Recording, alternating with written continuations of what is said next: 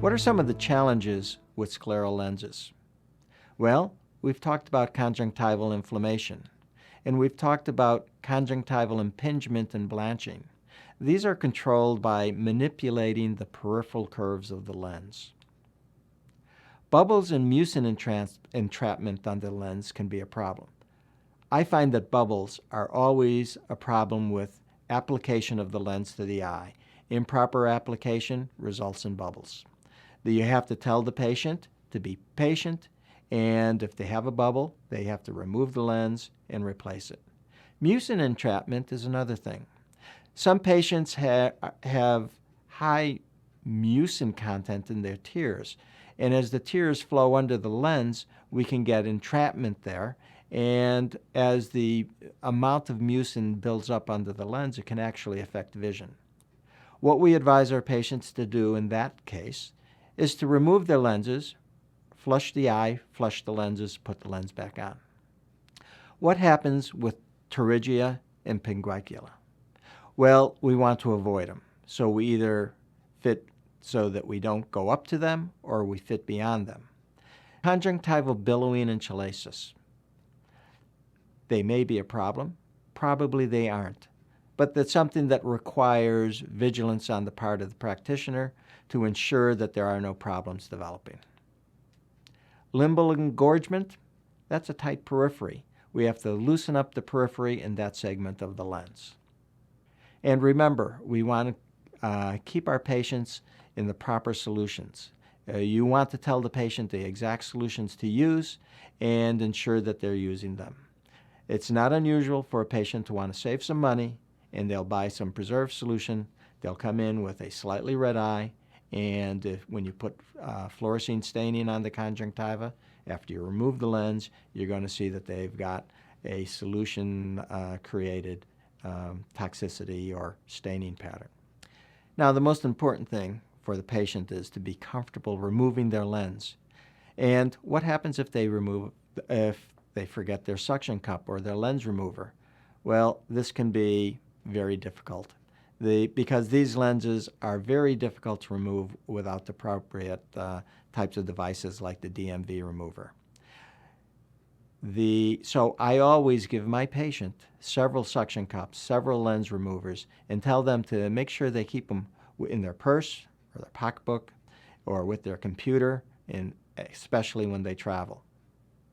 Now, a tilted lens, when it's on the cornea, tilted in reference to the corneal plane, will cause some residual cylinder.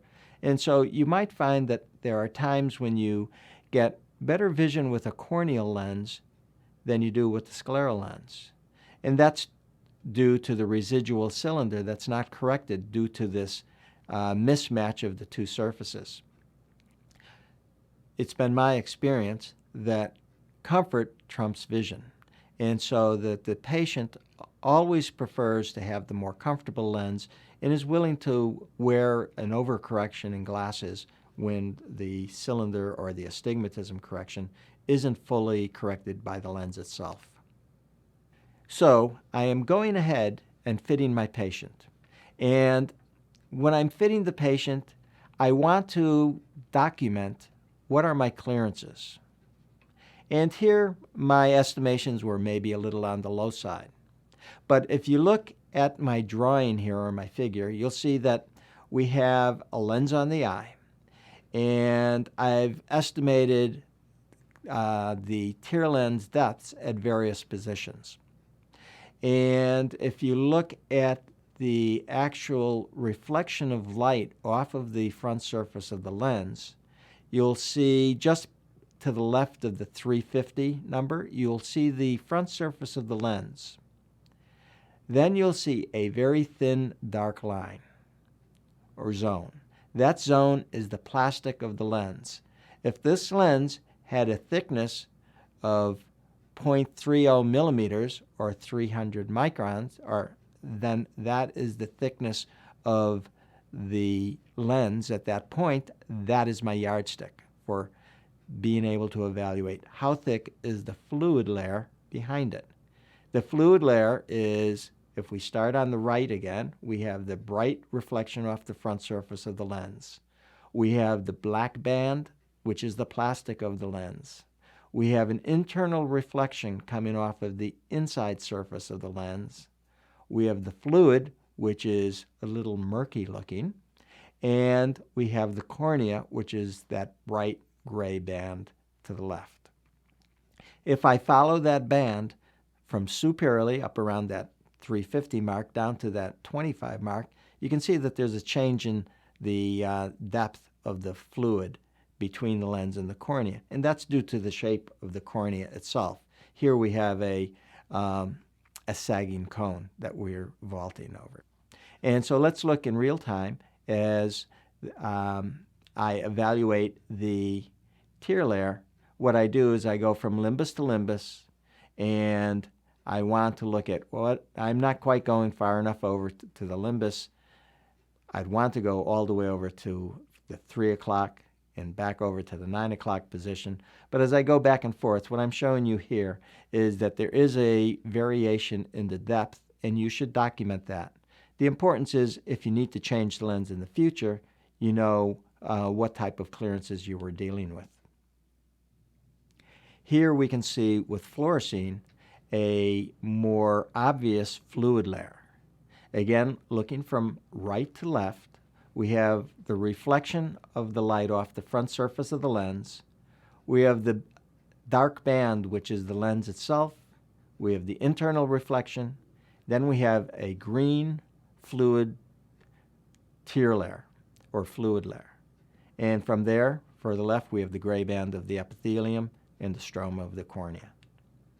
And as we look, you'll note that the tear layer is thicker or wider, usually inferiorly than superiorly. Here we have a lens that maybe I could decrease that profile curve to decrease the mid-peripheral thickness of the fluid layer, but as I go over nasally, my tear layer gets very narrow. So I really judge my fitting on the narrowest zones, and do I have proper clearance? So that's why we can have a variation in thickness. Here you have a fairly thick tear layer, maybe 500, 600 microns inferiorly, and we have a fairly thin tear layer when I went nasally and temporally. So there's a variation.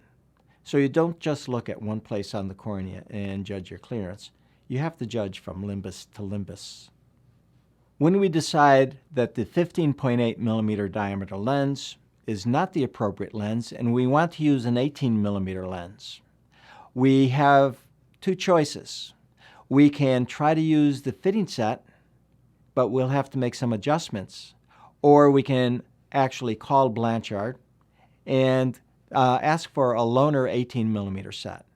If you like the 18 millimeter diameter, you may also want to purchase an 18 millimeter set to put in your fitting library.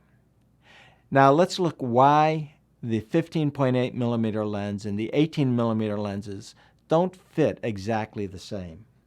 Here I have drawn a 420 SAG 800 profile or increased profile 15.8 millimeter lens on the screen. I'm going to superimpose over that a 420 SAG 800 profile or increased profile 18 millimeter lens. And let's look at the difference. The difference is at the base of where the 15.8 millimeter lens is, you'll see the chord diameter is greater in the 18 millimeter lens. So that lens is going to actually fit lower onto the cornea. It's going to fit further back on the sclera. So we need to have an increase in the sagittal height of the lens if we put that lens on the eye. Here, we think that the 430 SAG or 100 micron increase in SAG will adjust for that change in this, the chord length at that 15.8 millimeter mark. We need to put the lens on the eye to see if this actually happens. And it's like putting a larger hat on your head. The larger hat is going to fit lower, around covering your ears perhaps. So as we put the lens on the eye, the 18 millimeter lens fits further back, and we might have lost the vault that we want or the clearance that we want from limbus to limbus. So this necessitates a higher sagittal height lens. Also, I might note that as we go further away from the limbus, the sclera actually starts to lose some of its symmetry, and actually I would prefer to fit with a trial lens set. So I would ask for the 18 millimeter lens set for use when I'm trying to fit the larger diameter. Now, let's understand how the conjunctiva responds to the presence of a rigid lens. First off, we can have what's called conjunctival chalasis. This is a benign finding. I'll show you examples of where the conjunctiva is pulled in beneath the surface of the lens and billows at the limbus. The lens compresses into the conjunctiva, and this leaves behind what's called a compression ring. It's like when you're wearing a sock that's tied around your ankle and you take it off and you can see the imprint of where the sock was. If this goes away within 15 minutes, and it usually does, it's of no consequence. If we have conjunctival injection from lens wear, this should be addressed. And if we have injection after the lens is removed, but we didn't have it before we removed the lens, this is usually short-lived, and we see this with some of our patients. They have a very finicky conjunctiva that's easily irritated by removal of the lens, but it's a short-lived problem. This is an example of conjunctival billowing or conjunctival chalasis.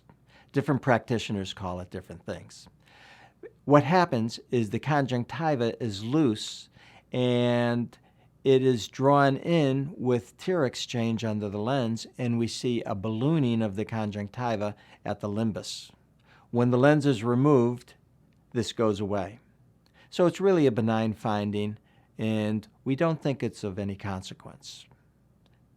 However, if you do have conjunctival staining in this area when you remove the lens and the stain remains, then that's an area that we should address, because remember, this is where the limbal stem cells are located, and we want to make sure that we do protect those cells. This is an area of inflammation. Notice that we have a tight periphery. You can see that bright white band.